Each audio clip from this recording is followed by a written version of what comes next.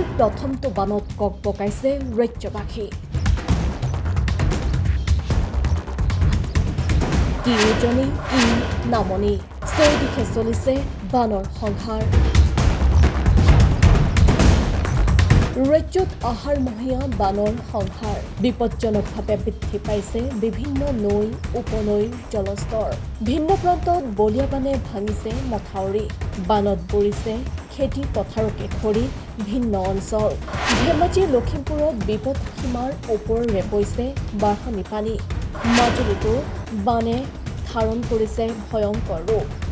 ৰঙানদী প্ৰকল্পৰ পানী খুলি দিয়াৰ ফলত লখিমপুৰতো সৃষ্টি হৈছে হাহাকাৰময় পৰিৱেশ।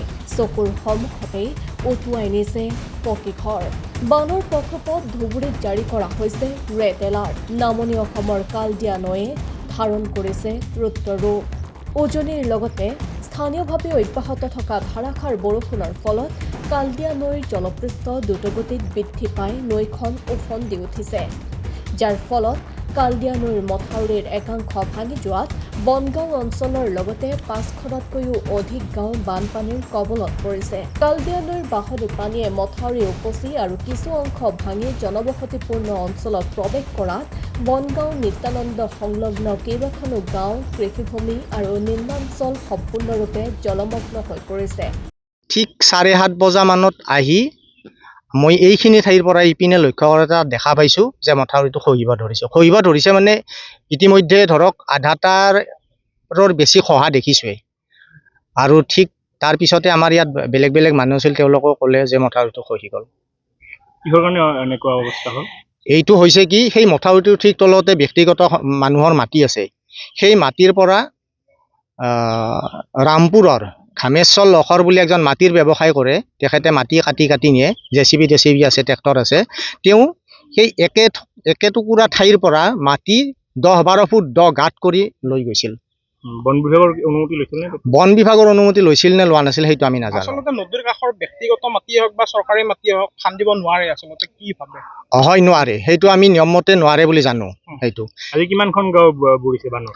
আজি ধৰক আমাৰ বনগাঁও, পানৰা, ৰামপুৰ, ভেহৰতল, এই জানৰপাৰ, কাৱৈমাৰী, এনেকে বহু, আৰু ইতিমধ্যে সিপিনে পানী ভটিয়াই গৈ আছে, মানে আপোনাৰ ৰামপুৰ ডেকাপাৰা গাঁও এইবিলাকো ডুব গৈ আছে লাহে লাহে। ঘাইপথ কিবা বন্ধ হৈছে নেকি? এই ৰাস্তাটো বন্ধ হৈছে, এই ৰাস্তাটো ছিঙি গৈছে। এইটো অকণমান আগত এই ৰাস্তাটো তাত ছিঙি গৈছে। এই পথেৰে এইটো কাৱৈমাৰী সংযোগী এইটো ৰাস্তা। বহুকেইটা পথ বন্ধ হৈ গৈছে। হয়, বহুকেইটা। এইটো বনগাঁও কাৱৈমাৰী, মানে আমাৰ এতিয়া ঘটনা ঘটিছে কি, কাৱৈমাৰী, জানৰপাৰ, ভেহৰতল, বৰহিমলা এইবিলাক ঠাইৰ পৰা এইটো ৰাস্তাৰে স্কুলীয়া ল'ৰা ছোৱালীবিলাক আহে, আৰু বৰ্তমান স্কুলীয়া ল'ৰা ছোৱালীৰ পৰীক্ষা চলি আছে। গতিকে এই ৰাস্তাটোৰে এতিয়া কালিৰ পৰা আহিব নোৱাৰে। আৰু ইতিমধ্যে জানৰপাৰৰ সেইটো ৰাস্তাৰে গৈ এটা তাত ডাক্তৰ জিনাৰাম ৰোডত উঠা এটা লিংক আছে কাৱৈমাৰীৰ পৰা ডাইৰেক্ট, সেইটোও যাব নোৱাৰে, কাৰণ সেইটোৰ ওপৰৰো পানী একদম ধাৰাসাৰ গতিত গৈ আছে। খনন কাৰ্যৰ বাবে আচলতে নিশ্চয় খনন কাৰ্যৰ কাৰণে হৈছে এইটো। বনমন্ত্ৰী হৈছে, তেখেতক কি আহ্বান জনাব? তেখেতক আহ্বান জনাম যে যিজনে এই কামটো কৰিলে তেখেতৰ ওপৰত দৃষ্টান্তমূলক ব্যৱস্থা লওক। আৰু আমাৰ শ কৃষিভূমি আমাৰ নষ্ট হ'ল, কঠীয়া নষ্ট হ'ল। গতিকে এইখিনি যাতে কৃষক ৰাইজক, আমাৰ যিহেতু কৃষি প্ৰধান অঞ্চল, কৃষক ৰাইজক যাতে তেখেত সকাহ দিয়ে। বনগাঁও এতিয়া এই বান্ধটো ভাঙিলে মোটামুটি ৰাতিপুৱা 7 মান বজাত। মই ইয়াত আছোঁৱে, তেতিয়া অলপ ওপৰেদি অলপ পানী যাই আছে। তাৰপাছত মই ইয়াত থিয় হৈ চাই আছোঁ, এনেতে অকস্মাত গছ এডাল উভালিয়ে পৰিল, মানে বহলেই হ'ল। তাৰপিছত আকৌ এডাল গছ উভালি পৰিল, এনেকে এইটো বহলেই হৈ গ'ল। আৰু কি ক'ব জিলা প্ৰশাসনক, কি ক'ব? কিমানখন গাঁও আছে ইয়াতে ওচৰে পাজৰে? কিমানখন ওচৰে পাজৰেতো বহুত গাঁও আছে। এইপিনে আছে বনগাঁও, এইপিনে জানৰপাৰ, এইপিনে আছে তোমাৰ পামেলি চোপা বুলি কয়, সেইটো কাঁচকুৰি, সিভাগে আছে মাগুৰি। ৰাস্তা পথ সেই বন্ধ হৈছে নেকি? ৰাস্তা পথ বন্ধ। এইটোতো ৰাজমুকুটলৈ যোৱা ৰাস্তাটো পুৰা ছিঙিয়ে গৈছে।